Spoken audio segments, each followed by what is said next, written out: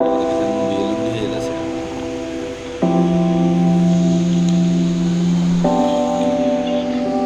ਮੈਨੂੰ ਲੱਗ ਗਿਆ ਵੀ ਮੈਨੂੰ ਪਤਾ ਲੱਗਾ।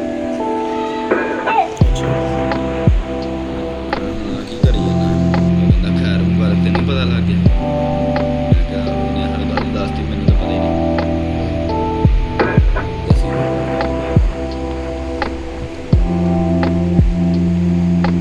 ਮੈਂ ਕਿੱਥੇ ਗਿਆ ਸੀ ਮੈਨੂੰ ਦੱਸਦਾ।